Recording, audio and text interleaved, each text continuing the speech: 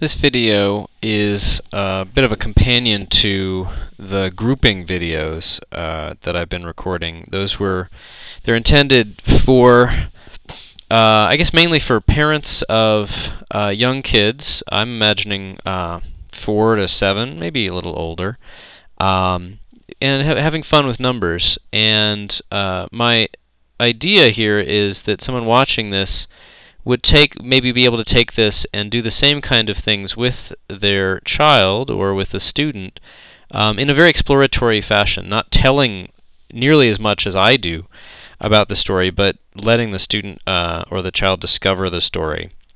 Because once you get it started, the student can really figure out a lot of things on their own and do a lot of the exploration on their own. I think that's really what's fun. That's what I've been doing with my son.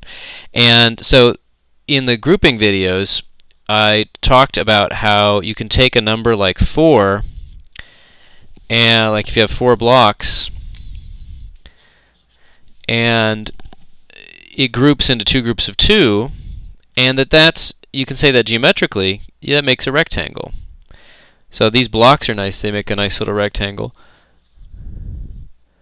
Or you can just put some dots. And you might say, that's not a rectangle, it's a square. Well, a square is a special kind of rectangle, but that's actually what this video is about, which is about what happens if you actually look at the square numbers. So that's one of the simplest square numbers. Now the simplest one, though, is just 1.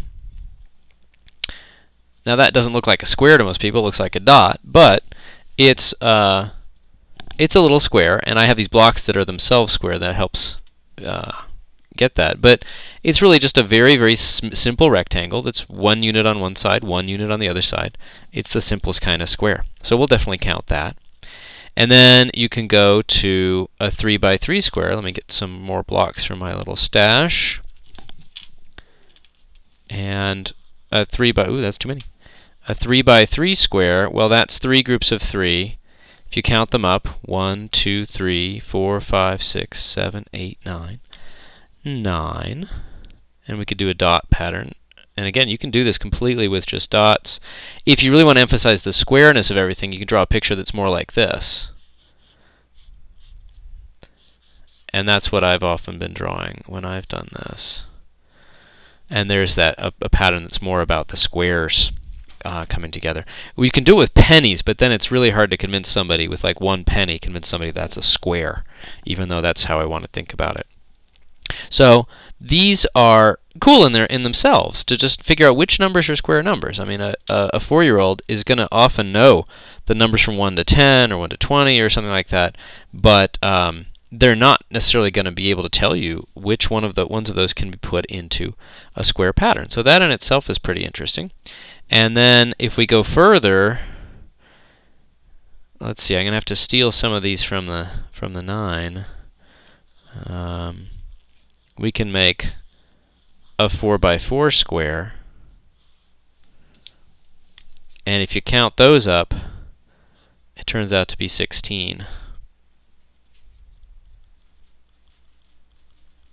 16 dots, or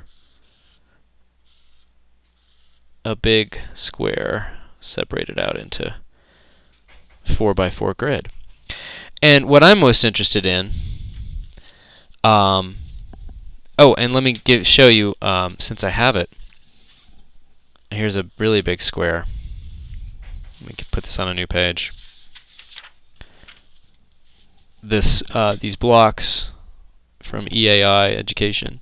Here's a 10 by 10 square. They actually sell a 10 by 10 square, and that's a big number. That's something that's I haven't talked about a lot about with my son, but that's a 10 by 10 square, and that's 100. Okay, so let's have a way to write this down. Again, you don't have to write everything down in words or equations or anything, but I've found that it doesn't intimidate people necessarily, even if the level of understanding maybe is kind of low. I would say that this is the same, this is very standard mathematical notation, but the way I would read this to my son, for example, would be 2 by 2 square. A 2 by 2 square makes 4. And so a 3 by 3 square makes 9, and a 4 by 4 square makes 16. And I don't think a 4-year-old or a 5-year-old is necessarily going to be able to manipulate things like that or really understand it at a deep level, but I don't think it's impossible to use that as a shorthand.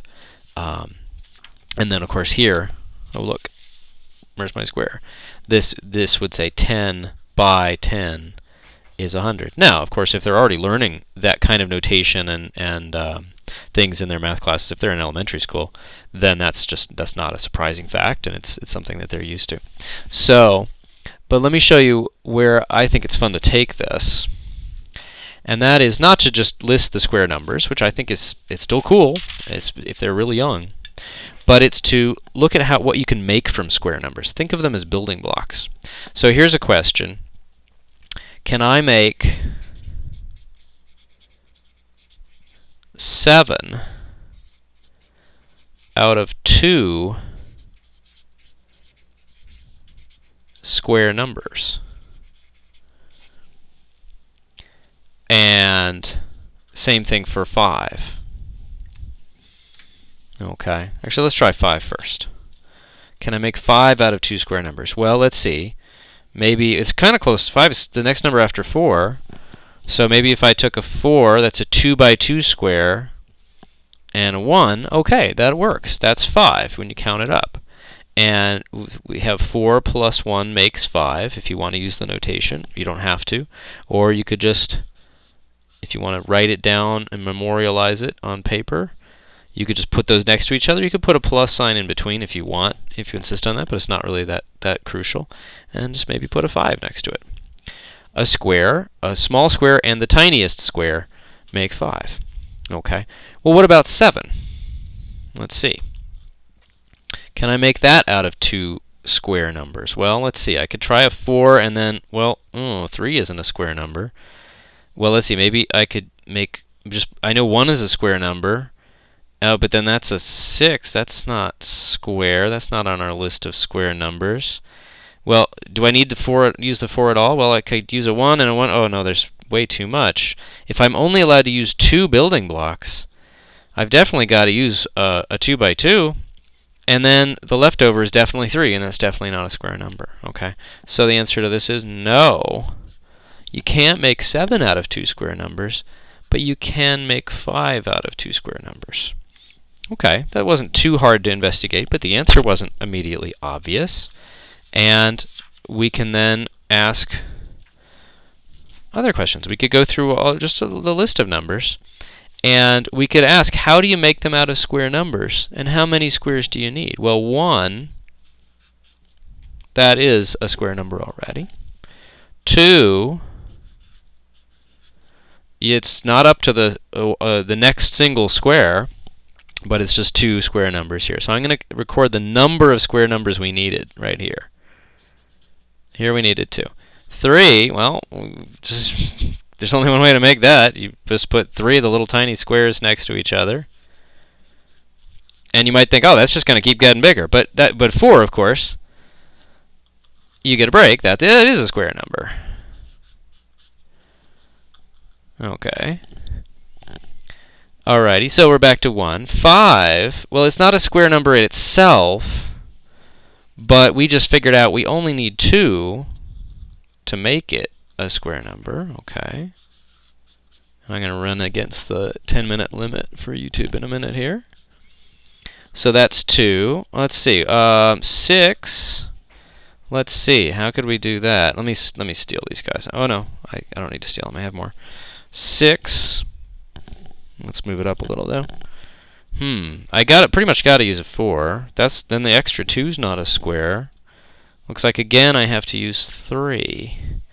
And my pattern here is a 2 by 2, a 1, and a 1.